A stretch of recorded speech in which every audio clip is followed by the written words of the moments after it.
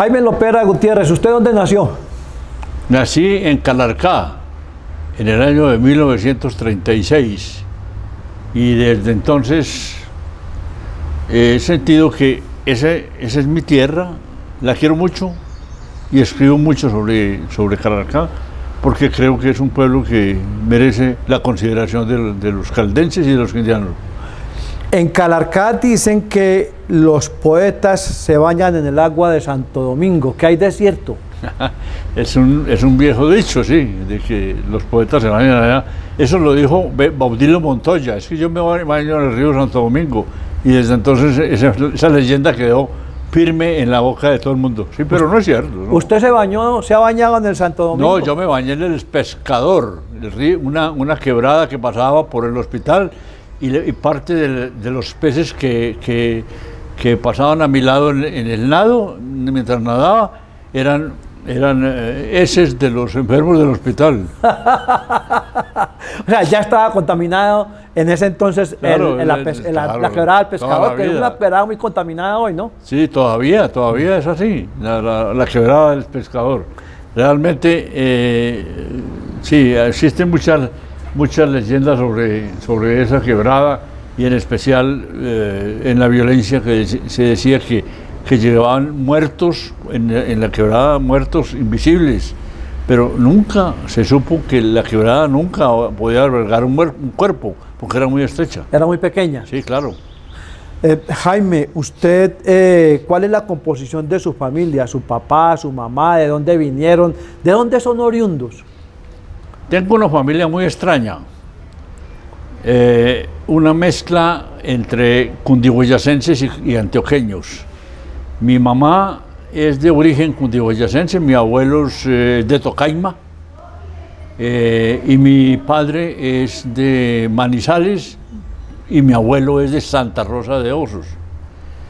Curiosamente, ahí tengo la síntesis de mi vida, es esa, la síntesis del Quindío, que es una formación territorial y poblacional hecha de esos dos tipos de características poblacionales, los cundiboyacenses y tolimenses, los antioqueños, etc.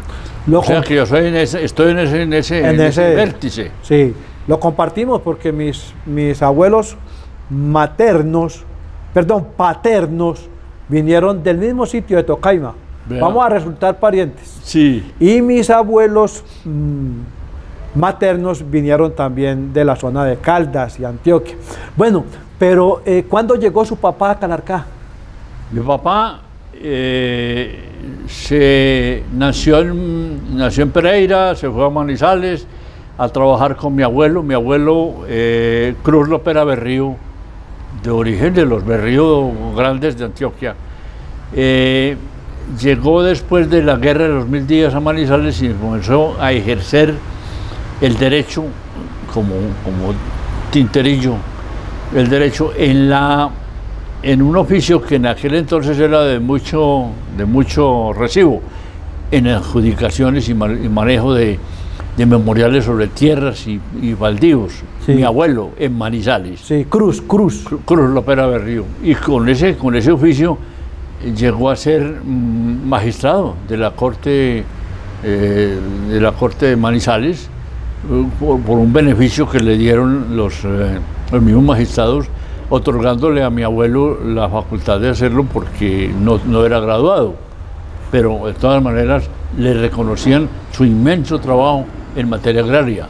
¿Y entonces, con su abuelo trabajaba su papá? Entonces mi papá ya fue al ejército, estuvo en el ejército, regresó a Manizales, y un día el abuelo le dijo: váyase para Pereira a que me ayude con los pleitos que hay en Pereira y en el Quindío. Y mi papá se vino para Pereira, no le gustó mucho Pereira, se vino para Armenia, tampoco le gustó para Armenia, y se radicó en Calarcá en el año de 1930.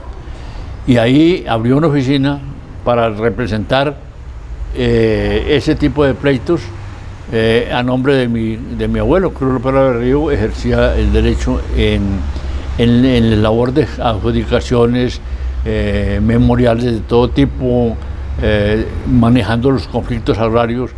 Pero después mi papá se embarcó en nuevas oficios y terminó siendo en la época un gran fiscal, es decir, experto en fiscalía, en fiscalización, en declaraciones de renta, mejor dicho. ¿Sí?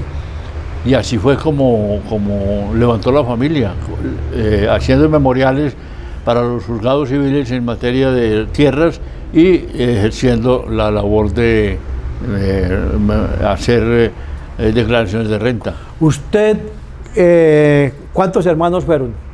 Somos... ¿Cómo llama su mamá? Mi mamá se llamaba Clotilde. ¿Y cuántos hermanos fueron? Le llamaban la Mona Clotilde.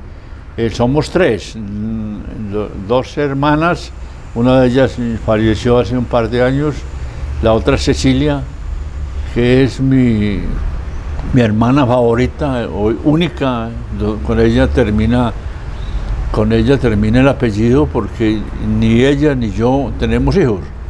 Cecilia es un desperdicio, es una mujer muy inteligente, ha participado en muchísimas actividades de tipo cívico, cultural, ha tenido en Calarcá el privilegio de hacer un periódico semanal que se llama El Búho, que le sirve a ella de propaganda para sus negocios inmobiliarios, que ella es dueña de una inmobiliaria, pero también participa de la comunidad con ese periódico.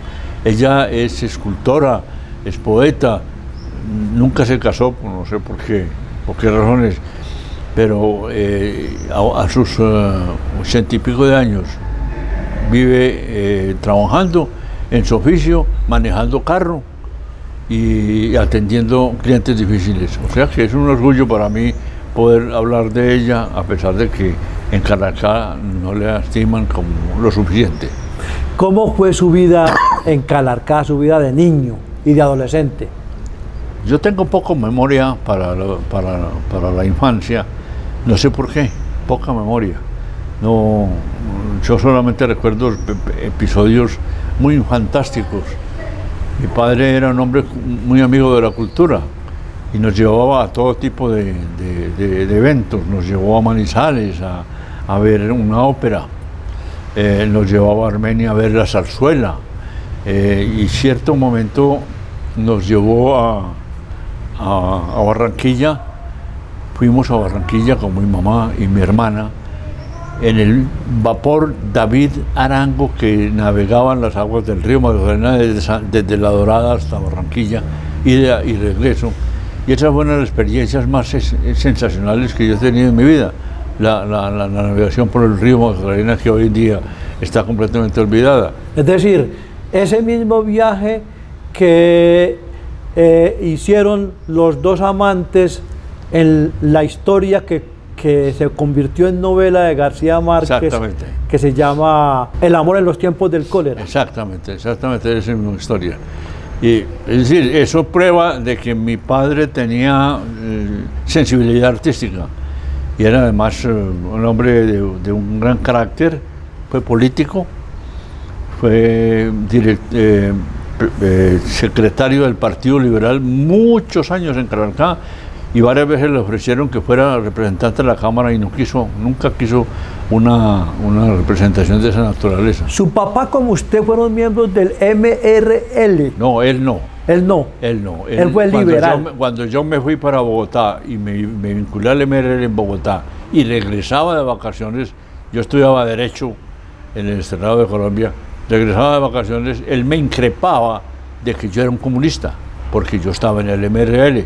Obviamente un movimiento que tenía ideas progresistas en aquella época, y él era representante del oficialismo liberal. Entonces teníamos cierta advertencia, cierta animosidad por esa naturaleza, pero obviamente dentro de el círculo familiar éramos simplemente, sí. Claro, el MRL era el Movimiento Revolucionario Liberal que fue creado, entre otros, por el propio Alfonso López Michelsen. Fue creado por Alfonso. Cuando yo llegué a Bogotá a estudiar Derecho, me vinculé al MRL muy joven, bastante joven, tenía 20 años, algo así.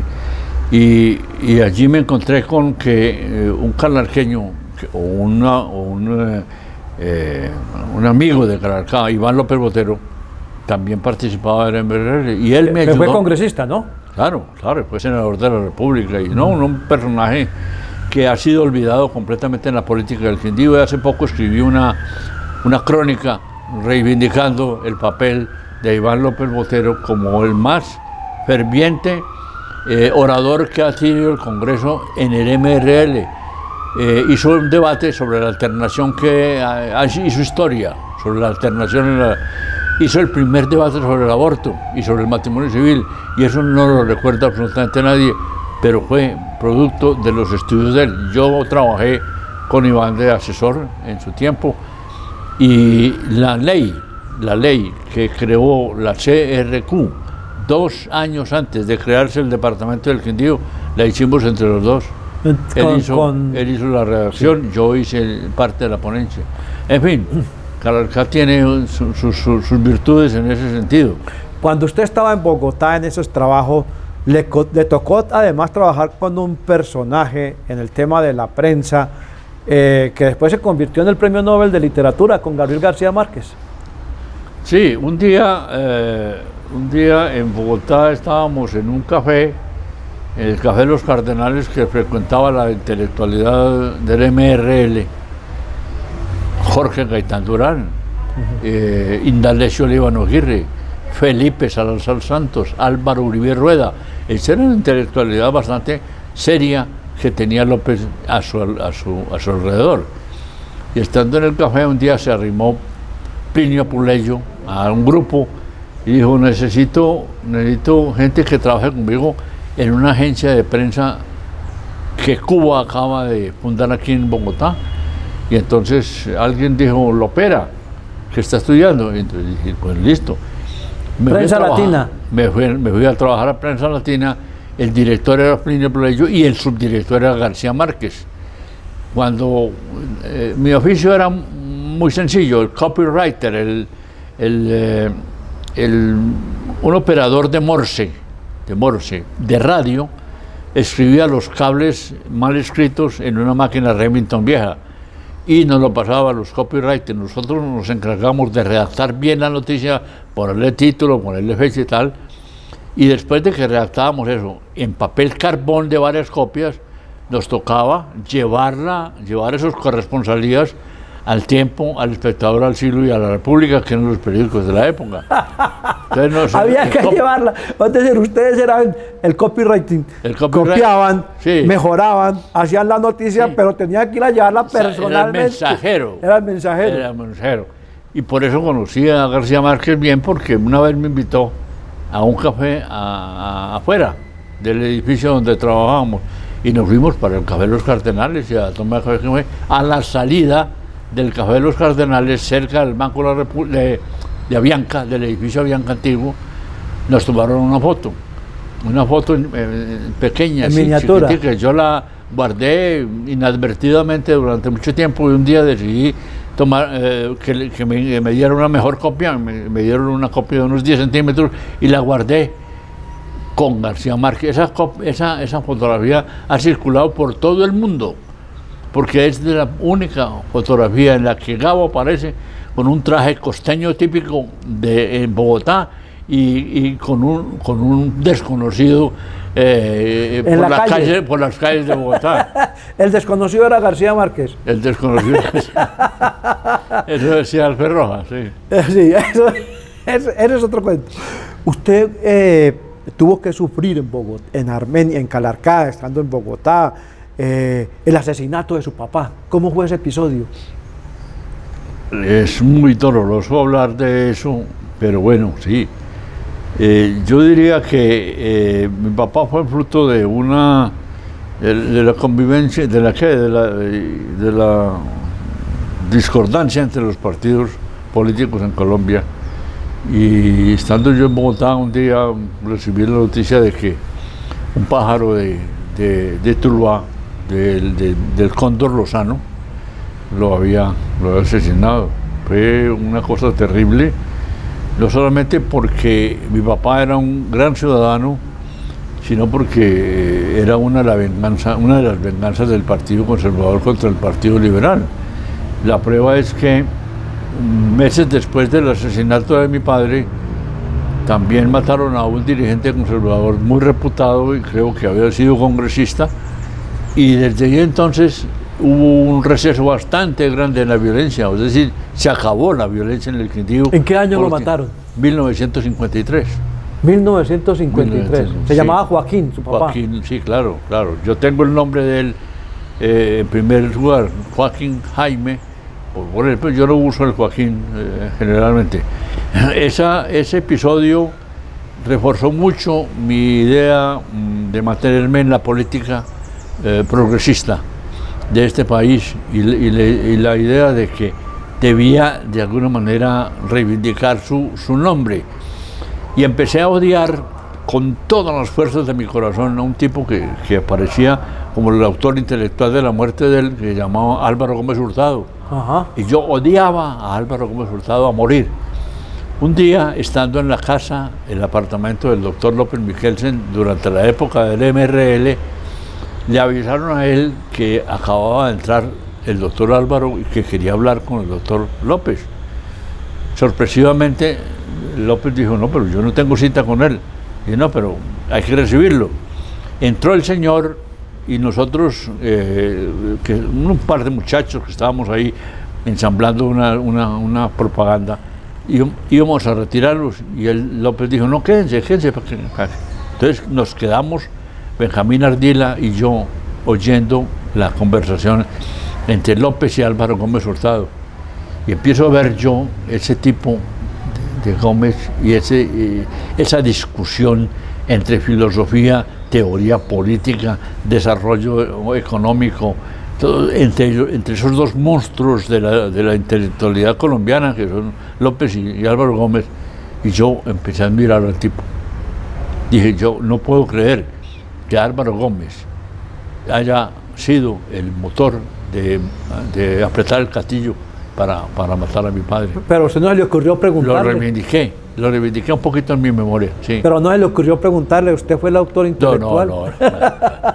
Yo en primer lugar yo era un pelado sí, metido a grande, no tenía ninguna voz, pero sí quedé impresionado. Y tanto es así que me leí el libro de La Revolución en América unos meses después y confirmé que parecería. Después he visto que no, que sí, Álvaro Gómez sí tuvo intervención en esa época, más joven, más ardiente, más fogoso, más sectario, pero eso lo vine a saber a posteriori. Por ahora me quedé con la admiración intelectual que sentía por él. Sí, el dolor del día de la muerte, ¿qué recuerda de ese momento trágico de la muerte de su padre asesinado por un pájaro conservador? Estando en la sala de velación frente al ataúd, en la sala de mi casa, porque no habían casas de atención especial como ahora, lo oasis. No habían salas de velación, era en la casa donde se velaba a la persona. En la sala de mi casa, eran más o menos la madrugada, no recuerdo exactamente. De pronto empezamos a sentir, mi hermana y yo, un ruido como extraño, como un goteo. Buscamos que no había llovido ese día. De pronto miramos y debajo del ataúd estaba goteando la sangre de mi papá. Había sido una intervención del forense muy mal hecha. Sí, todavía parecía que estuviera vivo. Y eso me impresionó mucho, viendo las gotas de sangre caer al suelo en la sala de mi casa a las horas de la madrugada del día anterior a su funeral. Usted es un escritor. Impresionante. Muy impresionante. Usted es un escritor reconocido. Ha sido presidente de la Academia de Historia, escritor reconocido. ¿Sobre ese episodio escribió algo? Sí, lo tengo escrito, pero lo tengo muy discreto todavía. No sé cómo publicarlo sin que aparezca ningún brote de venganza, reivindicación o rencor. No, lo he tenido bien escrito, lo he hecho, pero no lo he publicado todavía. Jaime, ¿usted cuando niño jugó con vacas? ¿Qué? Con vacas. Con vacas en un potrero. Vio las vacas, ordeñó las vacas, jugaba, correteaba las vacas. Sí, mi papá tuvo una finca adquirida así, con sus declaraciones de renta y sus memoriales en la Cucarronera. Ajá. La Cucarronera queda en la parte fría de Calarcá. De Calarcá, allá cerca de la línea. Allá solían pasar el verano, ¿sí? El veraneo con mi mamá y con mis tías. Y allá monté a caballo y ordeñó vacas. Y tercera. Muchos años después, con un tío político, compramos una finca en la Virginia, ciudad que yo he repudiado toda la vida, porque en la Virginia parece ser... Virginia Risaralda. Sí, no, sí. Virginia aquí. Ah, Virginia... La Virginia del corregimiento. Ah, del corregimiento, en el corregimiento de la Virginia de Calarcá. Parece ser que el asesino de mi padre provino de ahí, de la Virginia. Que es una zona muy conservadora. Exactamente. Y yo a Virginia he tenido ojeriza. Bueno, le pregunto lo de si ordeñó vacas, si correteó vacas, si tuvo vacas, porque ¿cuándo se le ocurrió aquel libro tan famoso, que lo ha hecho famosísimo a usted, de que la culpa es de la vaca? Un día...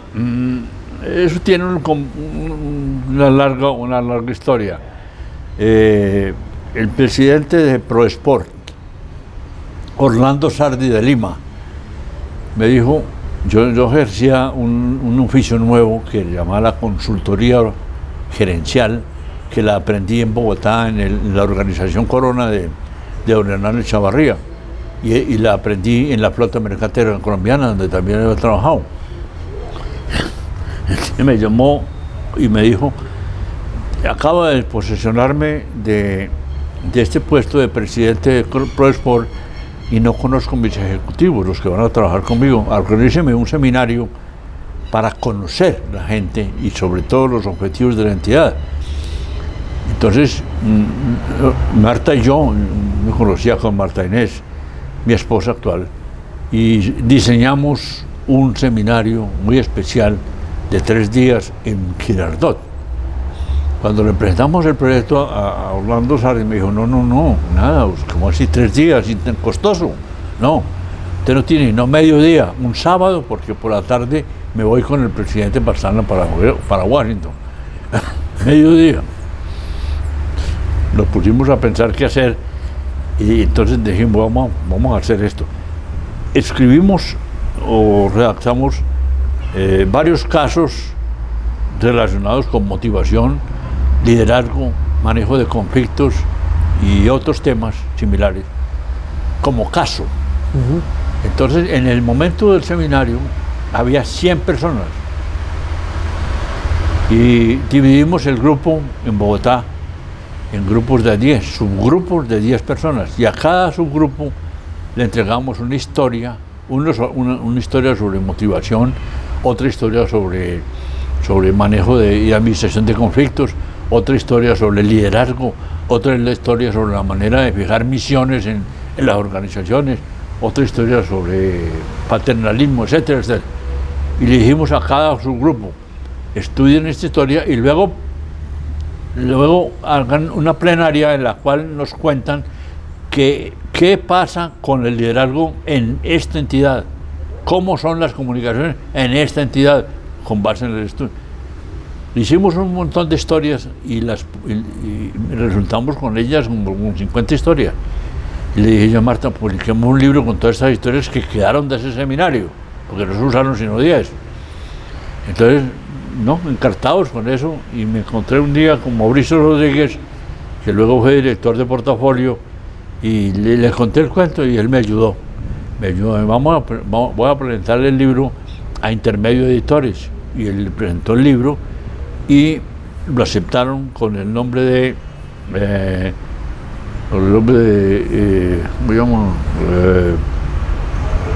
Historias Gerenciales, que acaba de ser reeditado con el nombre de La Carta García y otras historias del éxito. Acaba de ser editado, está siendo vendido en las librerías de Bogotá y de todo el país. Y con ese libro, que resultó un éxito, en la Feria del Libro, sorpresivamente vendieron 12.000 ejemplares en una semana. Y eso es un bestseller. No, pues. El que venda 3.000 libros es mucho. Y me llamaron del Tiempo es dueño de Intermedio Editores, me escriba otro, entonces escribí otro. Empecé a tomar nota de todas las conferencias que había dictado mientras era consultor, mientras era asesor de empresas, y de esas conferencias me salió un libro que se llama El pez grande se come lento, y lo vendí. Le gustó mucho el libro y entonces fue que me pidieron el resto. Y de ahí salió la idea de hacer un libro sobre ética. Entonces empezamos a buscar, Marta por un lado y yo por otro lado, en todos los libros, traducciones, revistas, etcétera, para hacer un libro que tuviese componentes morales. Y así fue como surgió súbitamente un libro que, gracias a Fernando Cepeda, que escribió un artículo sobre ese tema de las exportaciones de cuero en Colombia, la llamamos Las culpas de la vaca. Y ese libro ¿cuántas ediciones ha vendido, lo puedo decir sin chicanear, 500.000 ejemplares. 500.000 ejemplares. En México, en Ecuador, en Venezuela, y parte en México y en Cuba. Pero también está traducido a varios idiomas. Sí, fue traducido al inglés, fue traducido al francés y fue traducido al ruso. El ruso lo hicimos hace 3 años. Un señor un oficial de la Marina Soviética, que un día se encontró con el libro en un viaje que hizo a Buenos Aires, y decidió en el viaje de regreso de su buque traducirlo. Nos conectó y inmediatamente firmamos un contrato con él para que lo produjeran, y así fue, y se vendió en las librerías de Moscú durante 1 año. Pues no podría decir que ese es el libro suyo más vendido. Bueno, ese libro, voy a decir algo absolutamente inédito. La culpa es de la vaca, voy a decirlo con cierta vergüenza. Tiene solamente un aporte nuestro, la palabra fin. ¿Por qué? Porque el resto del libro son traducciones, versiones tomadas del internet, versiones tomadas de Google, todo eso convertido en anécdotas que yo, por lo menos con mi facilidad literaria, transformaba en anécdotas o historias legibles para los lectores y que tuvieran ese componente ético que era la base esencial y la que sirvió para que ese libro fuera en muchos colegios, en muchas escuelas de Colombia, materia de estudio de la gente. Todavía tenemos respuesta de muchas personas que me dicen: ay, sí, Las culpas de la vaca, yo lo leí cuando estaba joven porque la maestra me obligó a leerlo. Entonces, eso evidentemente tiene una gran satisfacción para mí y para nosotros, para Marta Inés y para mí, que somos los autores, porque realmente es una problemática que es muy desconocida en los libros, en los textos regulares de filosofía, y en segundo lugar es un aporte a la moralidad de este país y una contribución a esa área de comportamiento humano que necesita tanto de las virtudes del hombre. Usted ha escrito muchos libros, por ejemplo, sobre historia de la colonización del Quindío, donde tiene muy claro ahí el tema de la fundación de Calarcá y la composición del Quindío. Pero usted ha sido reconocido en los últimos 15 años por ser, digamos, el adalid, el protagonista de la petición de devolverle a Colombia por parte de los españoles del gran tesoro de los Quimbayas. ¿Cómo empezó todo ese tema del tesoro de los Quimbayas? Me da mucho gusto esa pregunta en su boca, porque en ella hay un reconocimiento a algo que sí ha significado mucho para mi vida. Y te agradezco mucho que esa pregunta sirva de motivo para decir que fue César Hoyos, con quien trabajabas en la alcaldía popular de César Hoyos, Armenia, sí, trabajamos juntos. que me habló un día tomando café, de que le había oído al presidente Belisario Betancur hablar de un tesoro escondido en Madrid. Y esa revelación de César fue el gatillo que disparó mi interés en el tema. Inmediatamente me puse a buscar información y encontré el libro de Gamboa y Nestrosa, que describe ese tesoro y esa aventura de lo que fue el tesoro con mucho cuidado y mucho detalle. Y entonces en el año 2003, siendo presidente ya de la Academia de Historia, porque Jesús Arango Cano había delegado en mí esa distinción, le mandé la primera carta a Álvaro Uribe Vélez, presidente de la República, haciendo la reclamación de los quindianos por ese patrimonio cultural que existía en España.